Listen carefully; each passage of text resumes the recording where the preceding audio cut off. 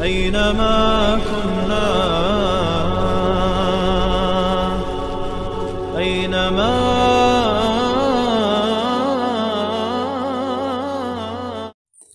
بسم الله والحمد لله والصلاة والسلام على رسول الله. اما بعد، السلام علیکم و رحمت الله و برکاته. یکی از نامهای الله این الجبار می باشد که در قرآن یک بار ذکر شده است. خیلی که الله فرموده است: هو الله الذي لا اله الا هو الملك القدوس السلام المؤمن المهيمن العزیز الجبار المتکبر. جبار المتکبر، جبار نامی الله می باشد. ما میگه عبد جبار، بنده جبار. معنای جبار چی است؟ که جبار به سه معنا آمده است. یکی از معنایش عظیم، بزرگ می باشد. دوم معنای جبار متعالی، یعنی الله برتر و منزلت و مکانیتی بالا بدارد. سوم معنایش القاهر، بر بالای بندهش فرمان روایی می کند. چه خیلی که در قرآن کلمه جبار آمده است که موسی علیه السلام وقتی که قومشان را گفتند شما به زمین مبارک درآیید، بیت المقدس. سپس به موسی گفتند قومشان: یا موسی این فیها قوما جبارین. این موسی، در این مکان مبارک شخصای انسانهای با قوت و بزرگ و جسه هایشان بزرگ شخصایی هستند که آنها انسانهای بزرگ می باشند، عظیم هستند. جبار و معنای عظیم الجسه می گویند، بزرگ جسه هستند. برای این جبار یکی از معنایش بزرگ، الله بزرگ می باشد. دوم معنایش المتعالی. خیلی که عیسی علیه السلام گفتند من فرستاده شدم تا که به مادرم نیکی بکنم ولم یجعلنی جبارا شقیا. مرا الله فرموده است که با مادرم نکوکاری بکنم و مرا نگردانده است برتری جوی نگردانده است و بدبخت نگردانده است. سوم معنایش گفتیم که القاهر، یعنی فرمان روا. و خیلی که الله پیامبر صلی الله علیه و سلم را گفته است تو تبلیغ رسالتی مرا بکن و ما انت علیهم بجبار. تو با بالای آنها فرمان روا و مجبور کننده نیستی. تو تبلیغ رسالتت را بکن. برای این جبار سه معنی دارد که این معنای لغویش بود. اما الله جبار است. پیامبر صلی الله علیه و سلم در رکوع و در سجده می گفتند سبحان ذی الجبروت.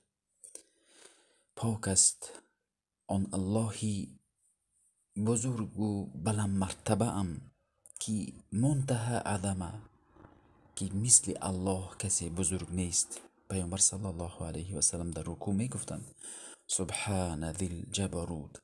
اما نام الله جبار است. کسی این نام را گرفته نمی تواند و شخصی من جبار بگوید این در حق او سرزنش می باشد، مدح نیست. خیلی که الله منان است. منان نام الله است. کسی گوید که من منان هستم، منان الله نعمت را می دهد و منت می دهد، می کند که بر شما یا من بر شما این نعمت را دادم، چرا نافرمانی می کنید؟ برای این الله شخصی که خودش را از جبار می نامد سرزنش کرده است که در قرآن آمده است و استفتحوا و خاب کل جبار عنید. مشرکان، کافران، دشمنان از الله رو میگویند که بر ما حکم بکن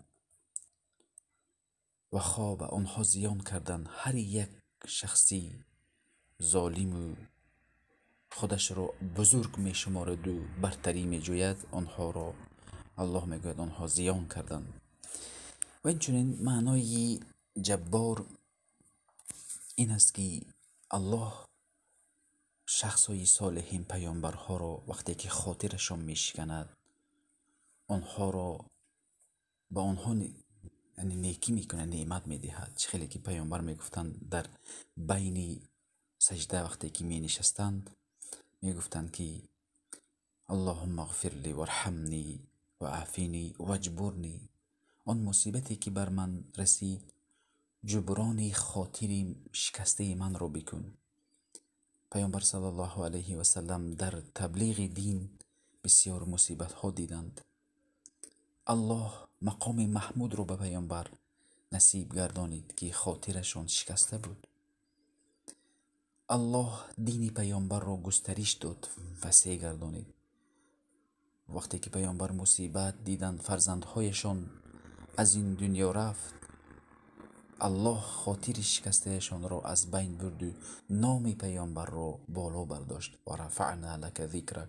امروز در از آنها نام پیامبر اشهد ان محمد رسول الله گفته می شود. وقتی که ابراهیم علیه السلام دیارشان را ترک کردند، از دیار به دیار گشتند به خاطر دین، الله دو فرزند نصیب بگرد، اسحاق و اسماعیل.